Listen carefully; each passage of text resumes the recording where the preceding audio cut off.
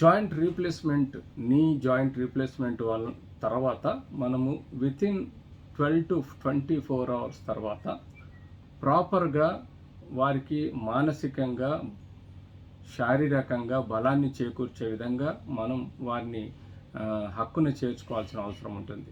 వారికి confidence build చేయాలంటే ముందు ఫిజియోథెరపీ ద్వారా, అంటే quadriceps exercises, static exercises, leg raising exercises, foot exercises చేయించి వాళ్ళకు నొప్పి లేదు అన్న ఒక థాట్ని, అంటే నొప్పి రాకుండా కూడా పెయిన్ కిల్లర్స్ని పెట్టి నొప్పి లేదనే విధంగా వారికి ఒక మానసికంగా వాళ్ళని స్ట్రెంగ్తెన్ చేయడం వల్ల వాళ్ళు త్వరగా రికవరీ అవకాశం ఉంటుంది.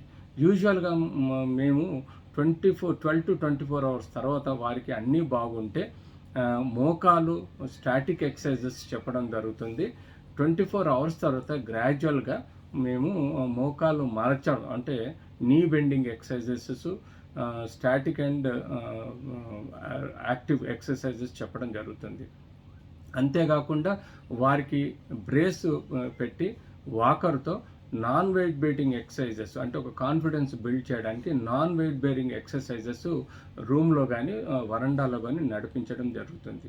అలా మనం గ్రాడ్యువల్గా ఒక వారం తర్వాత పార్షియల్ వెయిట్ బేరింగ్, అంటే సగం బరువు కాలుపైన వేసి నడిపించడం జరుగుతుంది. అంతేకాకుండా ఒక 2 వారాల తర్వాత పూర్తిగా వెయిట్ బేరింగ్ వేసి నడిపించడం జరుగుతుంది. ఇలా గ్రాడ్యువల్గా వారికి వితిన్ 24 అవర్స్ నుంచి దాదాపుగా 3 నుంచి 6 వారాల లోపల వాళ్ళకు హ్యాపీగా నడిచే విధంగా brace support, hinged brace support కానీ లేకపోతే బ్రేస్ సపోర్ట్ ద్వారా వారికి పూర్తిగా నడుచుకునే విధంగా వాళ్ళకు సైకలాజికల్గా, ఫిజికల్గా ఒక స్ట్రెంగ్తెన్ చేయడానికి మేము ఈ యొక్క ఫిజియోథెరపీ చెప్పడం, నడిపించడం చేయడం జరుగుతుంది.